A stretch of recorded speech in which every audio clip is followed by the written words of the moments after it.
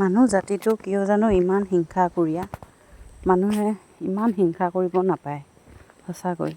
সেই ঘৰৰে হওক বা পৰৰে হওক, যোনেই নহওক, মানুহে মানুহক ইমান হিংসা কৰিব নাপায়। যি দুদিন মানুহে জীয়াই থাকে, সেই দুদিন মানুহে সুখে শান্তিৰে মানুহৰ লগত মিলি খাব লাগে। কিছুমান মানুহ আছে মুখৰ আগত এটা, পিছফালে এটা। মই ভবাই নাছিলোঁ মানুহবিলাক ইমান স্বাৰ্থপৰ হ'ব পাৰে। মুখৰ আগত ইমান ভাল দেখায়, ইমান আপোন দেখায়, কিন্তু পিছফালে যে ইমান বদনাম গাব পাৰে, মই সঁচাকৈ ভবা নাছিলোঁ। ইমান বদনাম, বাপৰে, মোৰ শুনিয়ে কেনেকুৱা লাগি গৈছে। সেই ইমান মানুহৰ বদনাম গাব নাপায় দেই, চবৰে দিন আহিব, কিন্তু ইমান বদনাম গোৱা মানুহ ভাল নহয়। এদিন হ'লেও পস্তাব। কাৰণ মই যেতিয়া গম পালোঁ মোৰ কথা এনেকৈ বদনাম গাই থাকে, মই জানো তেওঁক ভাল পাম? মইতো ভাল নাপাম। মোৰ মনত এটা বেয়া ভাৱটো সোমাই গ'ল, তেওঁ যে মোৰ বিষয়ে এনেকৈ কথা কয়, তেওঁ কেনেকুৱা মানুহ হ'ব পাৰে। সেই গতিকে মানুহৰ কথা ক'বলৈ হ'লে চিন্তা কৰিব লাগে। মানুহ এনেকুৱা খোলাখুলি হ'ব লাগে। পিছফালে যিটো ক'বলগীয়া কথা, সেইটো ভাল হওক বেয়া হওক মুখৰ আগতে কৈ দিব লাগে। ভাল পালেও পাব, বেয়া পালেও পাব, সেইকাৰণে মুখৰ আগতে কৈ দিয়াটো ভাল। পিছফালে গুচি যোৱাৰ পাছত কথাষাৰ কৈ একো লাভ নাই, কাৰণ শুনি নাপায় নহয়।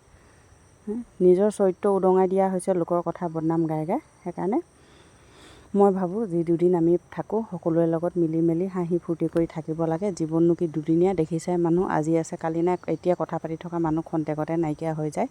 সেই গতিকে হাঁহি মাতি ফূৰ্তি কৰি থাকিব লাগে। এনেই মানুহৰ আগত মই ভাল গাই থাকে একো লাভ নাই। যি মানুহে নিজৰ গুণ গাই থাকে, সেই মানুহৰ চৰিত্ৰ বেয়া, স্বভাৱ চৰিত্ৰ বেয়া কাৰণে সি নিজকে মই ভাল, মই আমুকহে, মই তামুকহে কৈ থাকে।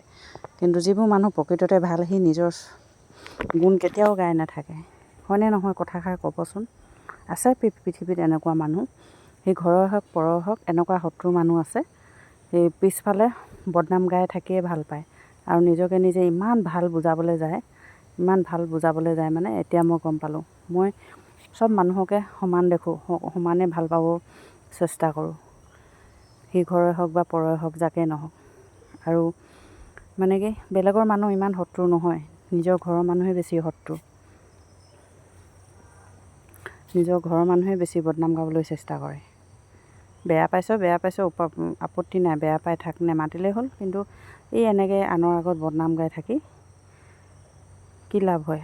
কিবা পইচা দিয়ে নেকি আনৰ আগত কিবা বদনাম গালে? সেই মানুহজনে গম পাই গৈছে, এই যেতিয়া নিজৰ ঘৰৰ মানুহৰ কথাই বদনাম গাব পাৰে, তেতিয়াহ'লে ই কেনেকুৱা হ'ব? আনৰ কথা কিমান বদনাম গাব, নিজৰ ঘৰৰ মানুহ কথাই ইমান বদনাম গাব পাৰে। এইবোৰ ভাল চৰিত্ৰ মানুহে নাগায়। যি মানুহৰ চৰিত্ৰ বেয়া, সিহঁতিয়ে এইবোৰ কথা গাই ফুৰে। মোৰ ভিডিঅ'টো সম্পূৰ্ণকৈ চোৱাৰ বাবে বহুত বহুত ধন্যবাদ জনাইছোঁ আপোনালোকক। আৰু মোৰ কথাষাৰ সঁচা নে মিছা, আৰু মই ভাল কৈছোঁ নে বেয়া কৈছোঁ, আপোনালোকে কমেণ্ট কৰি জনাবলৈ নাপাহৰিব। আৰু যদিও মোৰ কথাবোৰত কিবা ভুল হৈছে, আপোনালোকে কমেণ্টত জনাব। যদিও বা মই ঠিক কৈছোঁ, শুদ্ধ কৈছোঁ, তেতিয়াও জনাব। আৰু স্কিপ নকৰাকৈ ভিডিঅ'টো চাব। মোৰ ভিডিঅ'টো আজি ভাত খোৱা ভিডিঅ'ত ভাত খাই কথাখিনি ক'ম বুলি ভাবিলোঁ, কিন্তু মানুহ থকাৰ কাৰণে ক'ব নোৱাৰিলোঁ। এতিয়া এডিটিং কৰি মানে কথাখিনি কৈছোঁ। মনটো কেতিয়াবা বৰ বেয়া লাগে, বহুত দুখ লাগে। মই মানুহক ইমান হিংসা নকৰোঁ, মোক যিমান মানুহে হিংসা কৰে। আৰু এটা কথা, মানুহে হিংসা কৰিলে ভাল, ভগৱানে হিংসা কৰিব নালাগে। কোৱা শুনো আৰু আগতে মাহঁতক ভগৱানে হিংসা কৰিলে পেটুউচৰণ হয়, আৰু মানুহে হিংসা কৰিলে বৰঘৰ সাজে বুলি শুনিছোঁ। কিমান সঁচা কিমান মিছা নাজানো আৰু।